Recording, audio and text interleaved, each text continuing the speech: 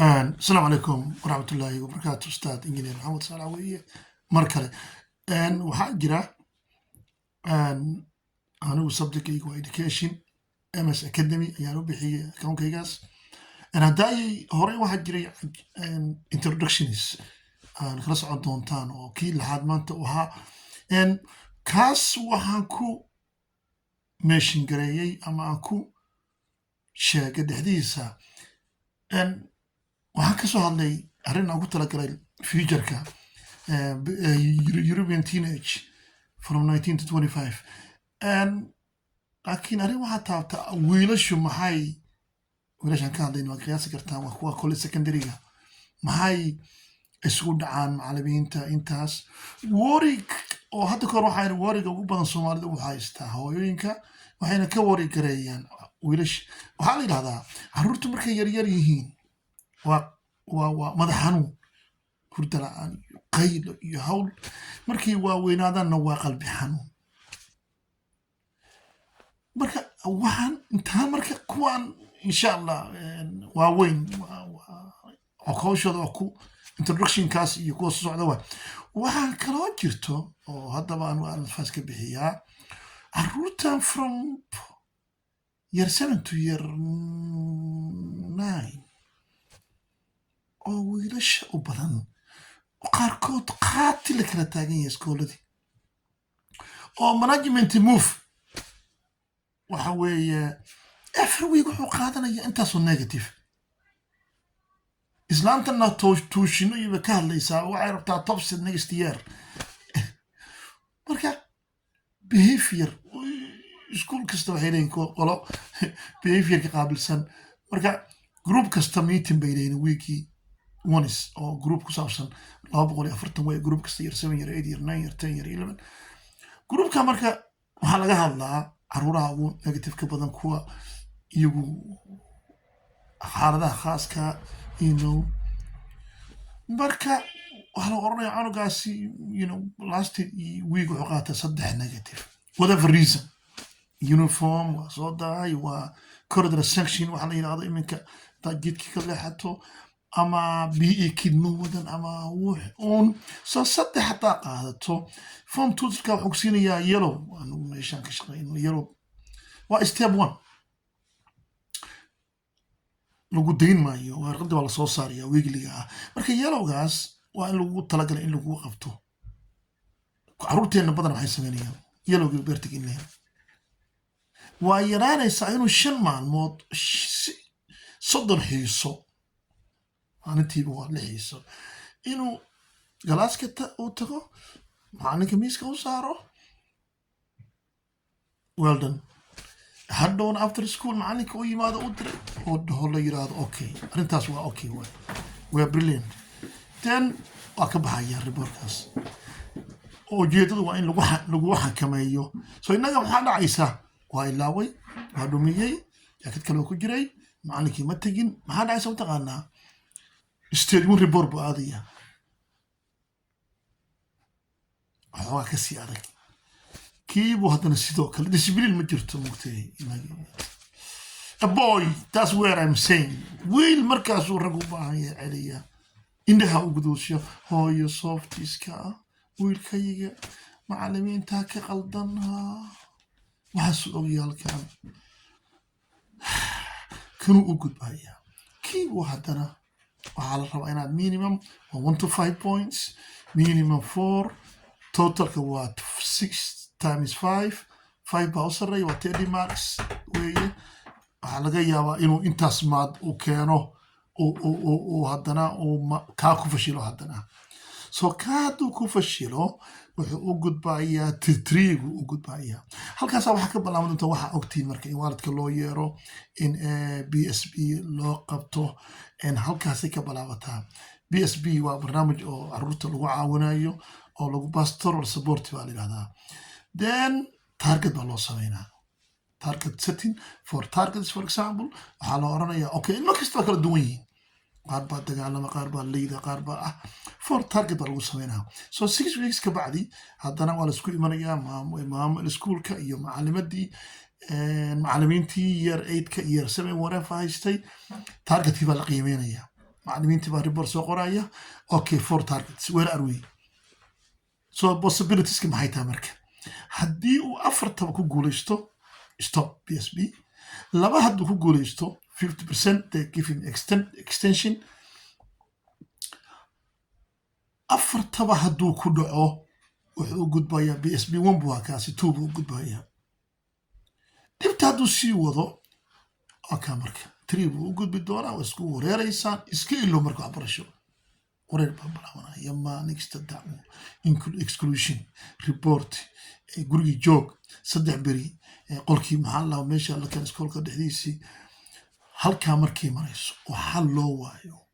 anagu marka already waa caddahay waxbarashadii waa jidka waa ka tegey. honestly anagaasi jidkii waxbarasho wuu ka tegey. macallimiintana way naceen, isna waa isnacay, adigina waa nacday. management move baa ku xiga marka. management move waxaa waaye so iskuulku dhigto iyo iskuul kale waxaa ka dhexeeya xiriirkaas waxaa weeye swap. anugaan ka soo qaad haddii halkaanu saaxiibo badan ku leeyahay popular yahay oo fiican tahay inuu iskuul kale oo cusub tago new faces new people ka bilaabo. It's good. so 6 week waa la fiirinaya. 6 week marka maxay iskuulka marka la geeyo maxay oran doonaan? waxay oran doonaan say anagu hala cabdi. waxay oran doonaan cabdi okay cabdi iskuulkaaga xagga faylkaaga wax badan baa ku qoran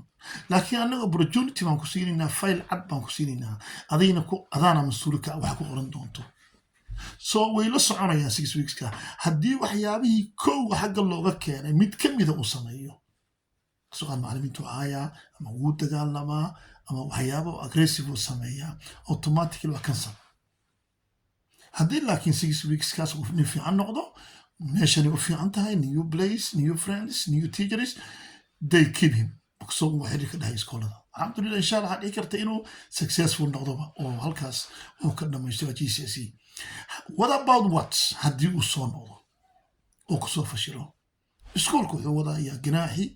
detentionkii riboorradii waxaa laga yaabaa option kale in la siiyo haddii loo dagaalo oo haddana management move hadduu ku soo fashilo inaas ka soo qaad yarnayn baan maraynaa. that's all. waxaa la oranaya raalli ahaw talosan no GCSE waxaa loo diraya waxa la yidhahdo alternative curriculum oo ah in la yidhahdo okay centro dowladda iskoolka lacag ku bixiyaan 2 berina computer ha barto 2 berina football iyo ciyaaro ninkii lama hayn karo. hadduu guriga uu joogo adigu aad diidana waa ginaax. maxaa marka halkaa ku jira? islaam baa waxay ku leedahay management move baa lay diray anugii ma okay so marka management move kala halkaa markay marayso option jira adigu waalid baa tahay anuga waa taqaanaa anagaan hadduu iskuulka saaxiibo badan iyo ka cabanayo iyo waxaan iyo negative ka qarab laga fahamsan yahay maybe management iskuulka iskuul cusub waa laga yaabaa inuu new life ka samaysto. laakiin anugaaga haddaad og tahay gurigan inaan waxba ku aqrin inuu iska wareeg badan yahay inaan waxa kala jeclayn management move inuu soo fashili doono inaad tijaabiso okay. haddii kale waxaad tiraa thank you very much anugaan aan dhalay home school baan ka dhiganaya thank you very much home school baan ka dhiganaya idinkuna wareerte anna wareeray go'aankaada iska. laakiin iskuulku marna ku oran maayo anuga management move ka dhig. iyagu way wadayaan waxa la wixii dowladdu ogashaan opportunity-na waa raadinayaan. management behavior aa jirta xataa oo 6 weeks meel loo diro. islaani soo wacda waxay tiri halkaasaa loo diray odaygana waa maqnaa maaqaan soo wuxuu xiriyaan loo dirin miyaa maaqaan waxay tiri waxaan rabaa inaad bedelo waxaad u bedeli karto qof haddii qof maxkamad 2 sano loo jiro ma dhihi karto mogta waddanka ka saaraya maxkamadda waa inuu xabsiga soo dhamaysto. waxaan ku iri meesha ha aado ha soo dhamaysto clean sheet buu noqonayaa soo ka bacdi marka tartiibtaada u dalbo sidoo waxba lagu lahayn. good news anugii meeshii markuu tegay qolooyin kolle wuxuu helay oo taqaanaa macallimiin fiican ah waxay dhaheen waa ku bigaraynayna he came back successfully. marka taas horta waa mid waa arrinta ugu badan oo hadda iskoolada ka taagan dhalinyaradaas yararkaa Soomaalida ah oo laysku nacay riboorro yaryara. marka waxyaabaha halka ka mid ah taa waxaan sheegay marka 4 arrimood oo hore 4 arrimood baa keena. this is the point haddaan ugu soo noqdo maanta waxaa jira dhalinyaradaasi wiilasha inta la sheegay afar waxaa jira waxyaabood oo qayb ka ah wiilasha sababta keenta iskoolada libta uga taagan tahay. Kow, avoid to fail. ilmahan waxbarashadii baa ku adag. so mid kasta waxaan idiin sheegayaa magaceeda waxay tahay iyo xalku muxuu yahay. avoid to fail. avoid to fail marka maxay tahay? cunugan maadadan waa necab yahay, xisaabtaa ku adag, ingiriiskaa ku adag oo reading agekiisu waa isagoo 14 jira waa year 8, gurigina wax kuma aqriyo, islaantiina shaqo iyo haddayba intaa ka daba labatay nasiib leedahay, cid kale lama hayo. cunugii mar alla markuu galaas ka yimaado xiisadii la gaaruu balaabayaa negative, waa ku balaabanaysaa, moodkiisa isbedelaya, wuu imanaya, meelahaas wuu soo daahaya. haddii markaa macallin kale oo dembi kale intuu galo lasii ciqaabo oo meel kale la geeyo uga fiicanba, hadduu kubadda ku dhaawacmo oo wax gaaraan wuxuu aadayaa meesha caafimaadka uga sii fiicanba. kalaaskii buu yimi ila meel lagu haramale mogtahay, wuxuu samaynayaa marka wuu ogyahay waxaana dhibaayaa ma fahmaayo,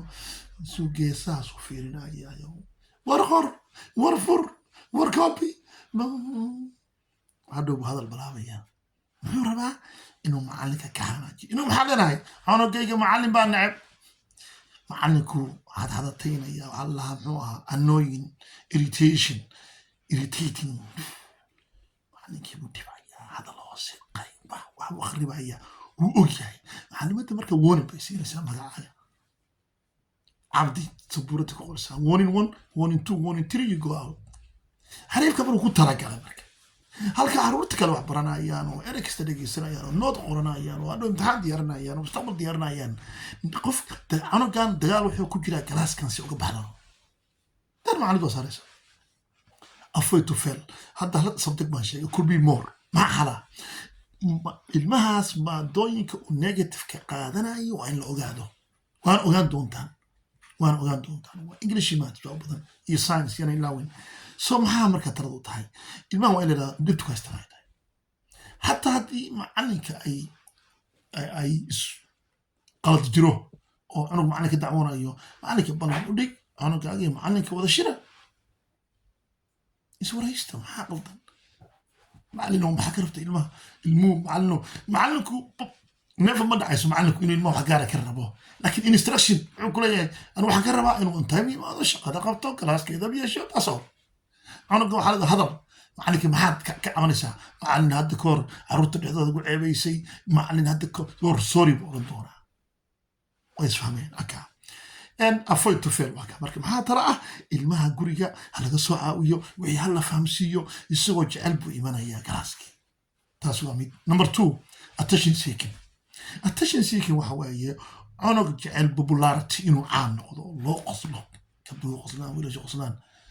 oo isagu waxbarashada waa okay, laakiin maxay ku taallaa waa hadal aan lagu talagelin buu tuuraya, banaanka la dhigaya. taa maxaa tala ah? ilmaha waxaa tala ah waa in guriga attention loo sameeyo, waa in la mashquuliyo, waa inuu la jir akhriyo, waa in lagu shaqeeyo, waa inuu u dhamaystirinta attentionkii uu raadinayo, waa inuu gurigiisa ka helo. iskoolka inuu ka raadsho maaha, iskoolka waxbarashaa loogu diray. number 2 soo maaha. number 3 waa anger waxa waaye ilmo waxaa imanaya xanaaqsan sidiisaba, 80% joogtaba hadduu afiiriso fair. ilmahaas marka xal ma leh. ilmaha badanaa noocaas waxa weeye ilmaha guryaha keerka aan hooyo aba lahayn, ilmaha muxuu ahaaye family problem guriga ka jiro. carruurta soomaalida way soo gaartaa dhibta odayga horta ka dhex taagan. kuwa badan baa kuna waxaan rabaa inaan abba hooyada u hiiriyo, waxaa laga islaama yiri carruurta hooyinkii aabiin malandi kartaan. waa dareemaysaa marka arrintaasna cunugii emotional settle maaha. bani aadamku 80% emotions buu ku shaqeeyaa. haddaadan emotionally settle ahayn, mentally settle ma noqon karto, ma farxi karto, maskaxdaada wax ma qaadi karto, you worry markastaba. cunug yaraa wuxuu yiri haddii alarm buu dhaco, isagoo yaraa midha waxaa lagu yiri aabii wuxuu yiri hooyadiin waan idinka qaadaya, qola Soomaali iyo qola kale isqaba waa idinka qaadaya, hooyadiin anaa idinka haysanaya. marka carruurtii madaxay ku qorteen. soo markastoo alarm dhaco cunugaasi baanig baa ku dhacay wuxuu u malaynayaa in adduunka dab qabsaday biyo qaadeen hooyadiisna dhinaca kale ka baxday lays waayey hooyada aan arki doonin laakiin cunugaan waa la hadlay waxaan ku yidhi instead of negative talk waxaa ku bedeltaa positive talk hooyada ku joogaysaa waa uuni qof way ma noqon doontaa hooyada Soomaali waay insha Allah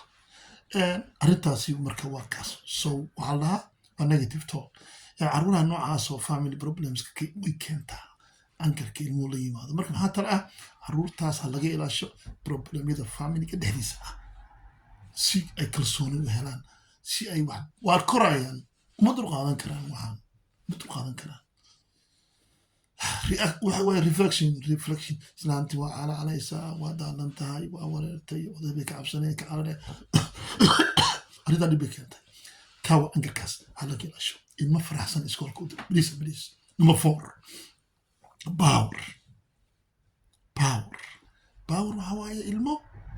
leader oo wax raba markastaba group koorkeena hadduu rabo gabdhuu wadaa wiilal buu wadaa waxbuu ka qaadanayaa kanuu wax siinayaa skills of leadership buu haystaa which is good though laakiin loo qiran isaga dani uma jirto so waxaa lagula taliyaa adeer abro markaa madax noqoto abarato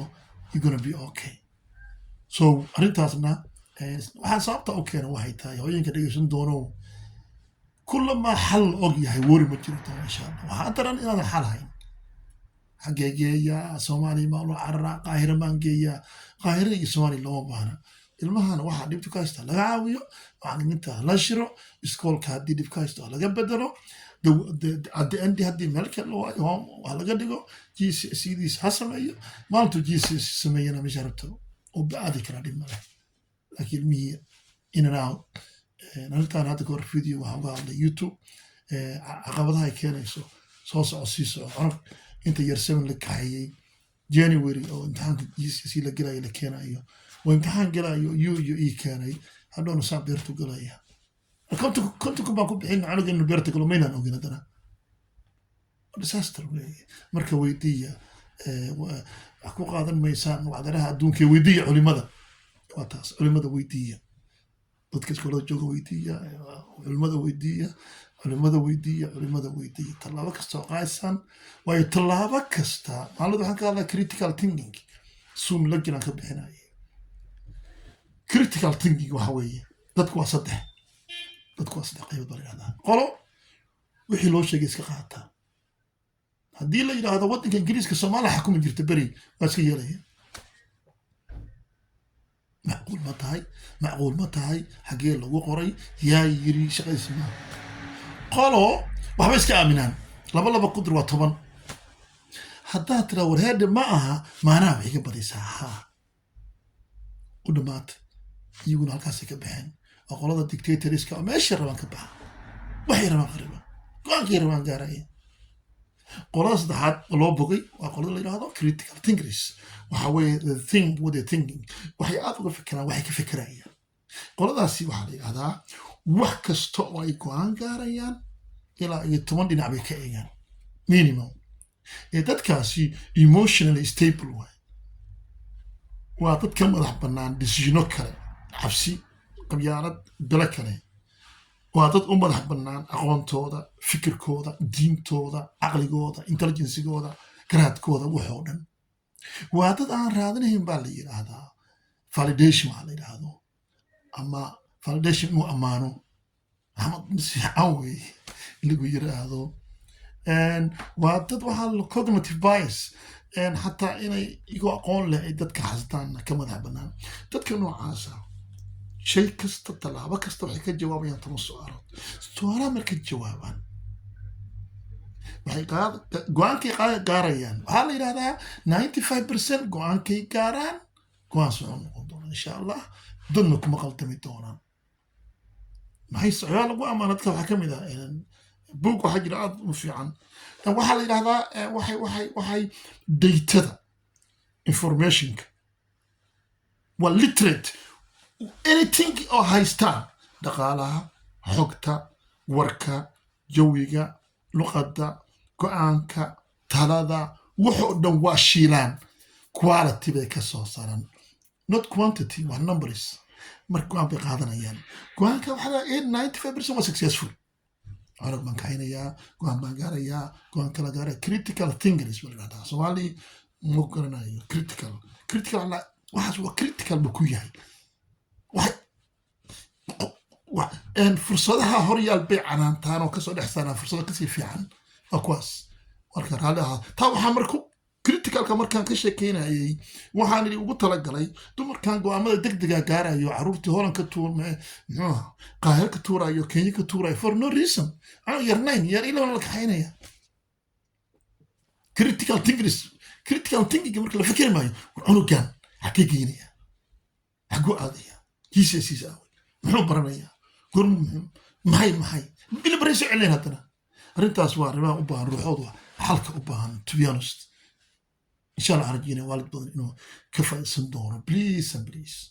we know caruurtaada dhalay we know ticketka adaa goosanaya waa ognahay laakiin walaalayaal arrintu ticket iyo heblaa ii yarta emotional maaha that's the difference between laga hadlayo dumarku waxaa leedahay 80% they're more emotional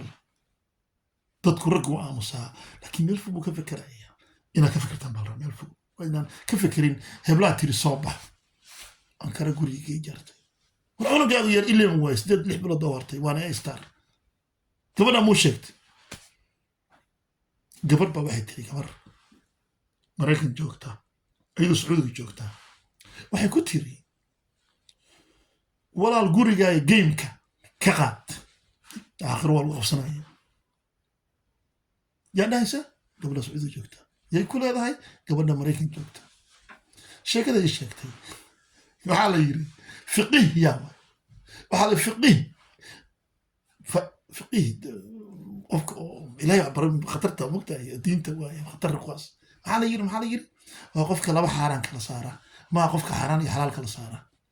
gabadha maraykan joogta waxaan ku yiri waxaan kuu sheegaa ha ka qaadan guriga gameka you know why gabadhaas cido joogtaa muslima joogta wiil haddaad guriga gameka ka qaado caruurtaadu intay guryo kale gameka soo cayaari lahaayeen tan waa sheekale ilaa hadda oo critical thinking iyo baa ku keenay iyo talooyinka iska batay iyo xaggee la aadayaa waxaan ku yidhi walaal haddii gameka guriga ka qaado oo u diito caruuro kale oo game leh u tagaaya caruuraha war ma hayso daraag bay cabaan ma sigaar bay cabaan ma gaala laakiin cunugaaga markuu gurigiisa gameka u yaal gurigu joogayaa u sheeg gabadha sacuudi waxaa ku tiradaa ninka waxaan saa laydhaa saasuu yiri sababtana waa saas marka qaarkood environmentka isku mid maaha xaaladu isku mid maaha khibrad baa loo baahan yahay marka emotional kaliya wax laguma wadi karo I hope in dumar badani oo waalidiin badan oo arrimaha dadka la hadlaba yurub iyo caruurta wada inay wax badan ka faa'iido doonaan baan rajeynaya insha allah barnaamijyada iyadoo live aan qaban doonaa insha allah oo aad su'aalo iyo wixii ku saabsan idinkan oo idinka baahaya contributionkiina insha allah again waa ustaad maxamed saalax idinka waxaa idinka rabaa duco waxaa idinka rabaa inaad barataan waxaa idinka rabaa inaad waddamadaad joogtaan waxaan rabaa laba inaad u guurtaan